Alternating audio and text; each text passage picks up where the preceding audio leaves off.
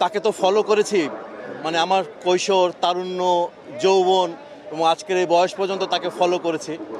উনি যে আপসীন নেত্রী, উনি যে কোনো রকমের আধিপত্যবাদের সাথে উনি আপোষ করেননি, উনি যে ট্রু ভয়েস অফ বাংলাদেশ, এটা আজকে ওনার মৃত্যুর ভিতর দিয়ে এটা প্রমাণিত হয়ে গেল।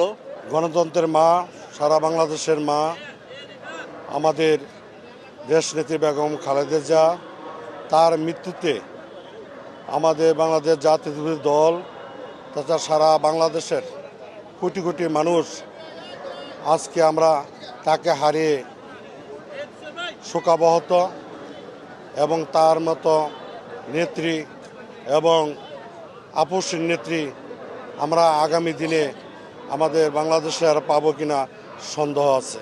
দেশনেত্রী বেগম খালেদা জিয়াকে আমাদের দেশের একটা অপরণীয় সম্পদ ছিল, আমরা এটা হারিয়ে ফেললাম।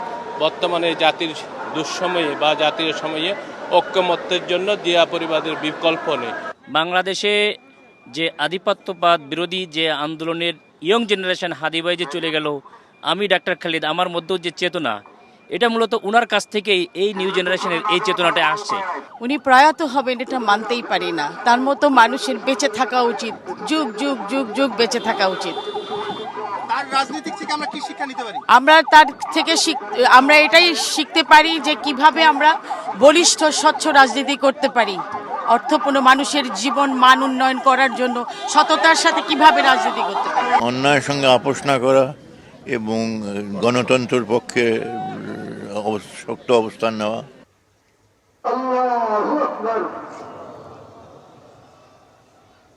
আসসালামু আলাইকুম ওয়া রাহমাতুল্লাহ। আসসালামু আলাইকুম ওয়া রাহমাতুল্লাহ।